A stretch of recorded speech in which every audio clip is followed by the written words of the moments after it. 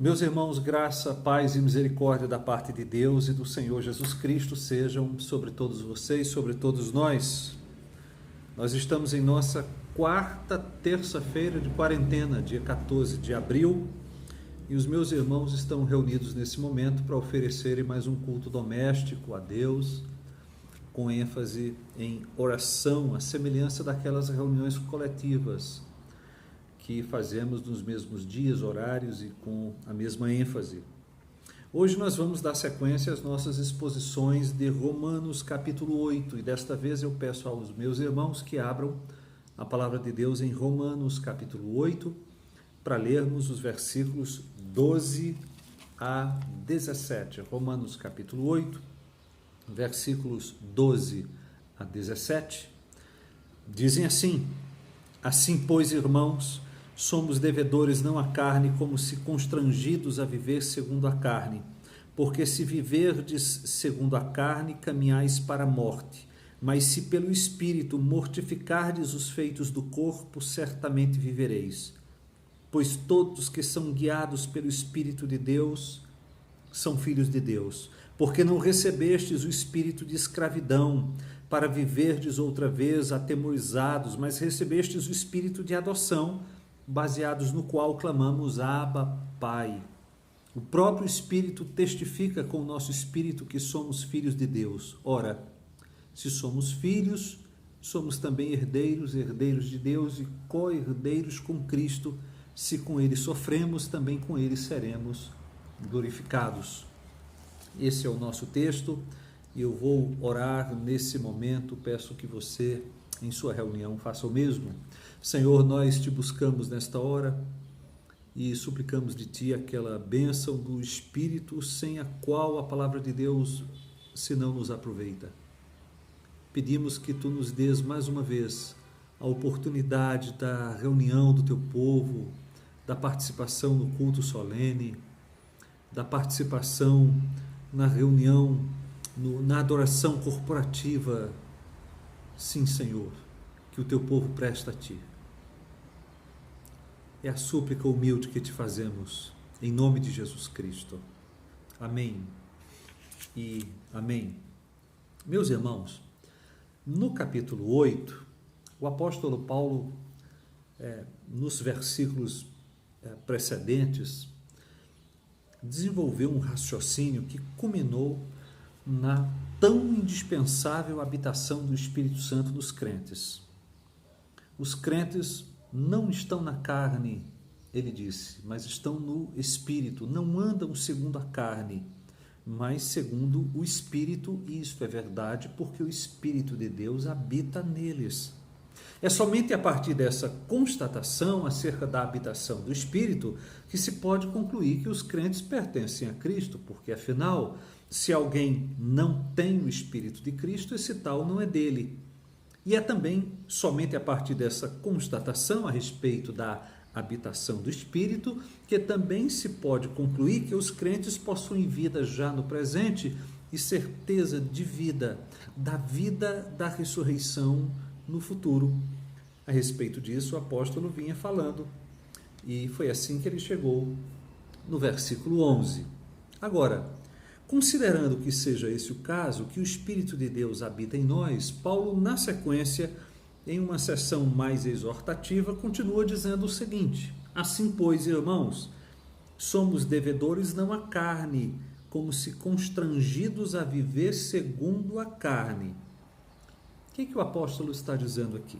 Ele está dizendo que a habitação do Espírito, meus irmãos, nos libertou os crentes da existência servil, da subserviência à carne, entendendo-se por carne aqui aquele conjunto de faculdades afetadas pelo pecado da natureza humana não regenerada. Isso quer significar que os crentes não precisam mais atender às demandas dos seus desejos pecaminosos como se ainda fossem escravos do pecado. O que fica implícito na passagem, e eu estou ainda pensando no versículo 12, somos devedores não à carne, etc., está implícito nessa passagem que nós somos devedores, na verdade, ao Espírito para vivermos segundo o Espírito. E isto é apenas lógico concluir. É lógico pensar que nós devemos serviço àquele que nos libertou e não àquele de cujas garras nós fomos libertos. Dá para entender isso, sim ou não? Raciocine comigo, por favor, porque no versículo 13, primeira parte, Paulo acrescenta que se nós vivermos segundo a carne, nós caminhamos para a morte. Eu vou lê-lo outra vez. Porque se viverdes segundo a carne, caminhais para a morte. E aqui, por favor, me ouça com bastante atenção, porque nós temos uma afirmação gravíssima, soleníssima, uma relação de causa e efeito necessária e infalível está colocada nesta afirmação. O que Paulo está dizendo é que é impossível andar segundo a carne e não colher a morte no seu sentido mais pleno de separação eterna de Deus em toda a sua bondade. Claro, eu quero já explicar de passagem que esta afirmação do apóstolo nada tem a ver com a segurança do crente, porque em nada afeta a noção de segurança do crente. É isso que quero dizer, porque o andar de alguém segundo a carne, nós já o sabemos, implica em ausência da habitação do Espírito de Cristo. E nós já sabemos, pelo que lemos no versículo 9, que aquele que não tem o Espírito de Cristo, esse tal não é dele. Agora, por outro lado, o caminho inverso carrega igualmente uma certeza absoluta de relação necessária entre meio e fim. Porque, versículo 13, segunda parte, nos diz que aqueles que mortificam os feitos do corpo pelo Espírito certamente viverão. Vejam que está na segunda parte do versículo 13, vou lê-lo outra vez. Mas se pelo Espírito mortificardes os feitos do corpo, certamente vivereis. Notemos aqui que Paulo está falando, meus irmãos, francamente, das atividades do crente. Se mortificardes os feitos do corpo, é aquilo que nos cabe. É de nossa responsabilidade mortificar os feitos do corpo. Mas mesmo aqui, ele já indica que os crentes só podem agir efetivamente por sua santificação pelo Espírito. Ele disse, se pelo Espírito mortificardes os feitos do corpo. Por qual razão esta ação só é válida, eficaz, eficiente? Pelo Espírito. Porque, segundo as palavras de Jesus, o Espírito é o que vivifica, a carne para nada aproveita. Você pode ler isso em João capítulo 6, versículo 63. Entretanto, se vocês puderem afirmar que estão mortificando, vocês podem dizer isso? Que estão mortificando, matando, sepultando, crucificando os feitos do corpo? Vocês podem dizer que estão firmes na luta contra os pecados que se realizam por meio do corpo? Esse é o sentido de feitos do corpo. Então, se vocês puderem afirmar isso, eu também posso dizer, vocês viverão, e viverão no sentido de uma vida que culminará na comunhão eterna com Deus em toda a sua graça. Note que coisa maravilhosa. O Espírito de Deus habita em você, você é uma habitação permanente do Espírito. Se você é uma habitação permanente do Espírito, você já não deve mais à carne. Você foi livre do domínio da natureza pecaminosa. Se isto é verdade, então, por favor, note aqui que existem dois caminhos radicalmente diferentes. Se você caminhar, andar segundo a carne, você vai caminhar para a morte. Se, por outro lado, você andar no Espírito, você vai viver. Fique com isso em mente, porque a partir daqui nós vamos mostrar que nos versículos 14 a 17 existe uma série concatenada de fatos extraordinários. Me acompanhe, por favor. Em primeiro lugar, você pode verificar aqui que aqueles que mortificam os feitos do corpo são guiados pelo Espírito. Estas são as pessoas que o apóstolo diz, guiadas pelo Espírito, versículo 14, primeira parte. Segundo, esses tais que são guiados pelo Espírito são filhos de Deus. Paulo disse isso no versículo 14, segunda parte. E como é que os filhos de Deus sabem que são filhos de Deus? Eles são guiados pelo Espírito, mas além disso, eles receberam o Espírito de adoção, por meio da qual eles clamam Abba, Pai. Isso está no versículo 15. Além disso, eles também receberam o testemunho confirmador do Espírito neles, no Espírito deles, dos crentes, de que são filhos de Deus. Isso está no versículo 17. Por fim, como eles são filhos de Deus, eles também são herdeiros de Deus, a vida eterna lhes está assegurada. Então, note a sequência de fatos extraordinários. Os que mortificam os feitos do corpo são guiados pelo Espírito. Aqueles que são guiados pelo Espírito são filhos de Deus. Os filhos de Deus são herdeiros de Deus e co-herdeiros com Cristo. Aqui está a relação entre a mortificação pelo Espírito e a vida, que se encontra lá no versículo 13. Porque os que mortificam os feitos do corpo pelo Espírito viverão? A resposta é: eles mortificam os feitos do corpo porque são guiados pelo Espírito. É por isso que nós podemos dizer deles, são filhos de Deus. E é por isso que também podemos dizer deles, são herdeiros de Deus e co-herdeiros com Cristo. Mas vamos verificar os versículos 14 a 17 por partes, por favor, me acompanhe. Em primeiro lugar, aqueles que mortificam os feitos do corpo, eu disse, pelo Espírito, o fazem porque são guiados pelo Espírito. Isso está na relação entre os versículos 13 e a primeira parte do versículo 14, ou seja, aqueles que são governados pelo Espírito, dirigidos, controlados, constrangidos pelo Espírito, sim, esses mortificam os feitos do corpo. Isso significa, meus irmãos, que os crentes só operam efetivamente por sua santificação porque o Espírito age neles. Sua luta, eu repito, pela santificação é uma evidência da atividade do Espírito Santo neles. Note aqui o que Paulo está dizendo. Quem são aqueles que mortificam os feitos do corpo pelo Espírito e que, por fim, viverão? São aqueles que são guiados pelo Espírito, controlados pelo Espírito, porque não há santificação verdadeira à parte das atividades do Espírito Santo. A parte do Espírito Santo, a religião, a parte do Espírito Santo, a moralidade, mas a parte do Espírito Santo não há santificação verdadeira. Segundo lugar, esses tais que são guiados pelo Espírito, eles são filhos de Deus. E eles sabem disso. Os filhos de Deus sabem que são filhos de Deus. Primeiro, porque eles receberam o Espírito não como espírito de escravidão.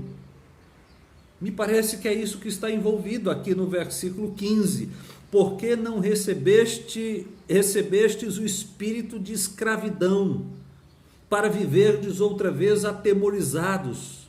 Olha aqui, o Espírito Santo, quando foi dado a vocês, ele não foi dado a vocês como espírito de escravidão, por meio do qual vocês não pudessem nutrir nenhuma relação com Deus, senão assentada no medo, na distância e na desconfiança. Pelo contrário, quando o Espírito Santo foi dado a vocês, o Espírito Santo foi dado a vocês como espírito de adoção, razão pela qual vocês obtiveram uma profunda confiança filial e se tornaram capazes de clamar Abba, Pai.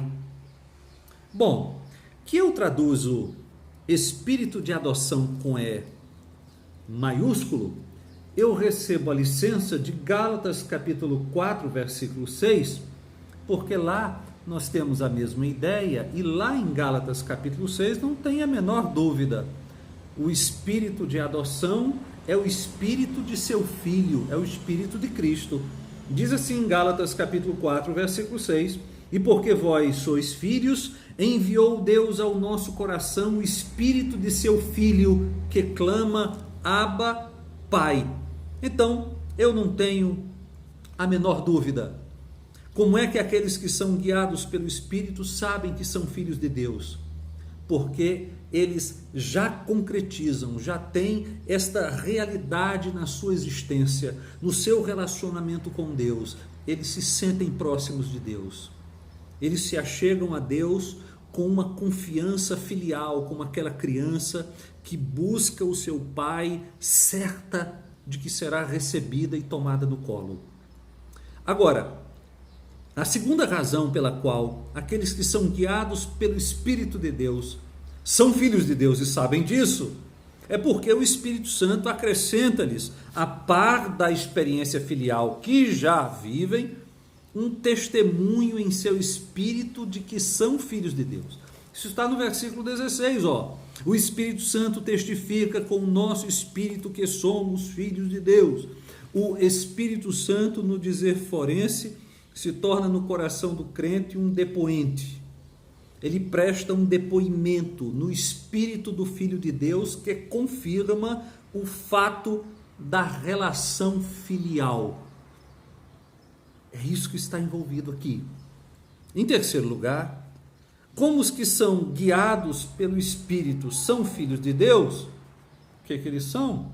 Qual é a implicação desta filiação?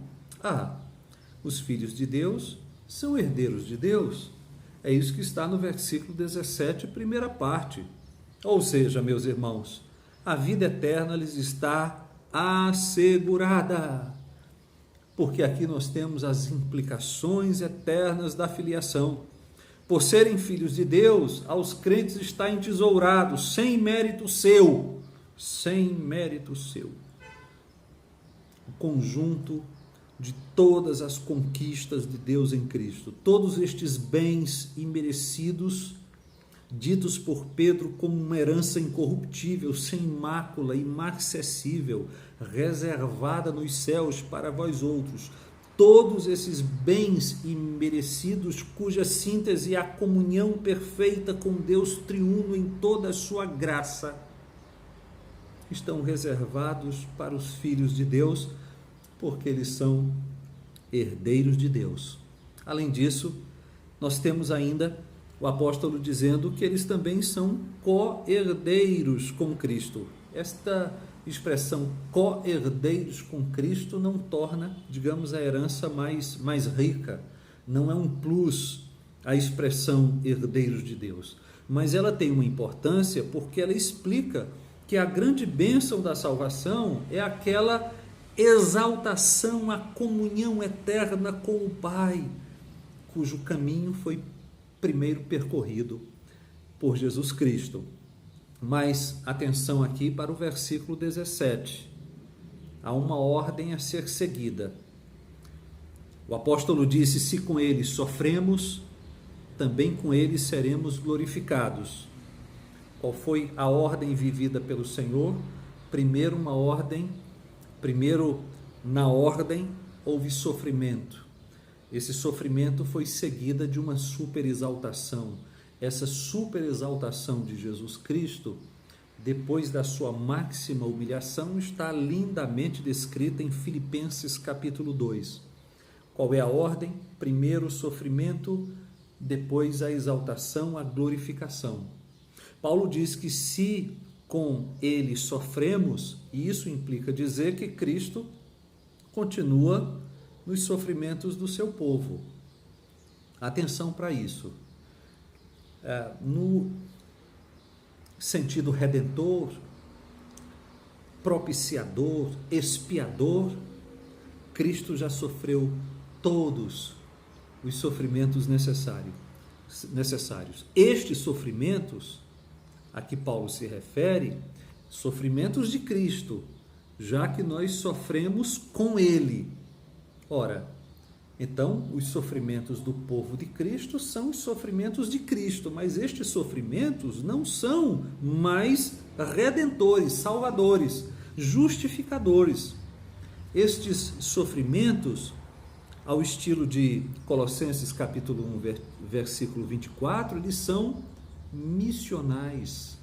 São sofrimentos vividos pelo povo de Deus, que são considerados os sofrimentos de Cristo no processo de espalhar o evangelho da glória de Deus em todos os lugares da terra.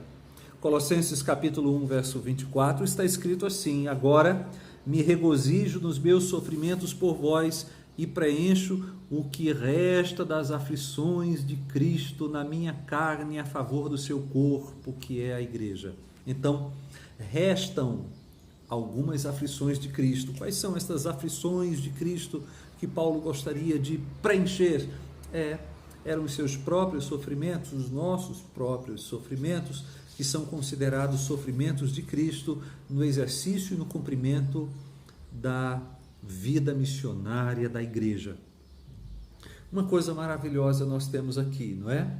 Versículo 12, nós não somos mais devedores à carne, não devemos mais nada à carne. Até porque, se nós vivermos segundo a carne, isto vai redundar em morte. Por outro lado, aqueles que mortificam os feitos do corpo pelo Espírito viverão. Estes que mortificam os feitos do corpo pelo Espírito são as pessoas guiadas, controladas, governadas, dirigidas pelo Espírito de Deus.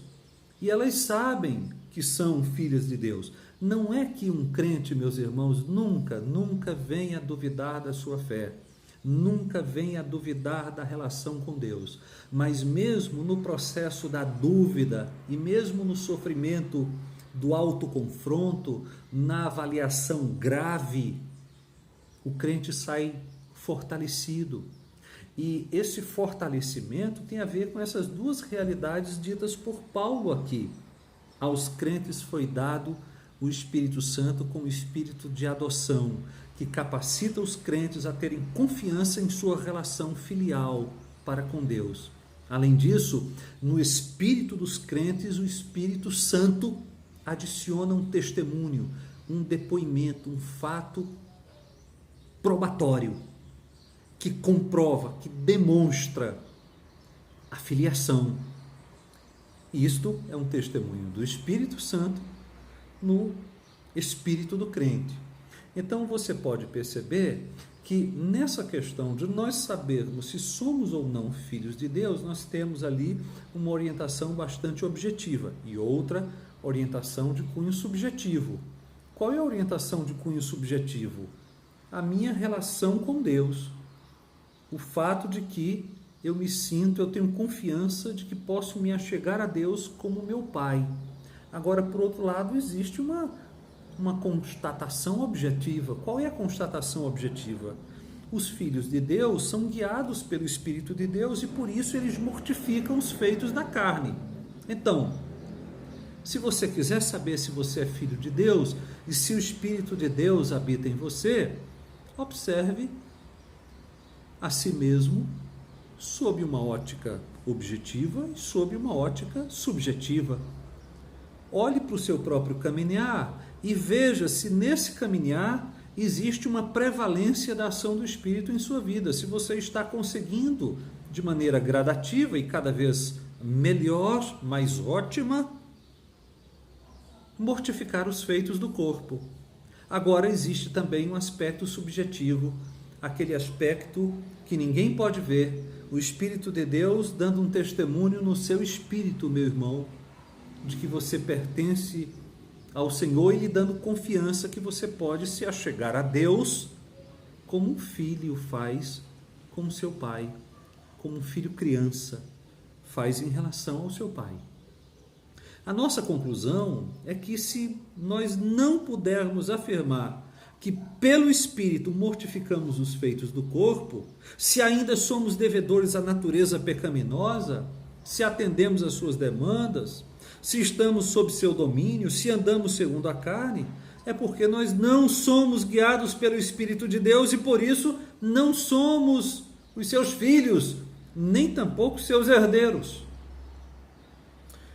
Por outro lado, se nós estamos na dura batalha da santificação, meus irmãos, sem jamais desistir, e se pelo Espírito nós podemos nos considerar em boa vantagem em relação aos impulsos da velha natureza, nesse caso, é porque somos guiados pelo Espírito de Deus, governados pelo Espírito de Deus, e nesse caso, nós sim somos filhos adotivos de Deus em Jesus Cristo, e nós sabemos disso porque nós recebemos o Espírito de adoção, por meio do qual podemos nos achegar a Ele com aquela confiança filial que é própria de uma criança, que sem medo se achega ao seu pai e clama, grita por seu pai no momento de socorro. Certos também de que somos herdeiros de Deus e co-herdeiros de Jesus Cristo. A minha oração nesse momento é que o Senhor aplique esta palavra no seu coração e que você nesse momento vá à presença de Deus, se autoavaliando e chegue a alguma conclusão a respeito sobre se você é um filho de Deus em Jesus Cristo. Vamos orar nesse momento. Pai de amor, muito obrigado por esta hora. Eu te suplico que tu acompanhes os meus irmãos nesses momentos de oração. Te suplico, Senhor, que tu nos devolvas o culto público. É a súplica encarecida que o teu povo te faz. Em nome de Jesus Cristo. Amém e amém. Meus irmãos, um fortíssimo abraço a todos vocês. Deus abençoe.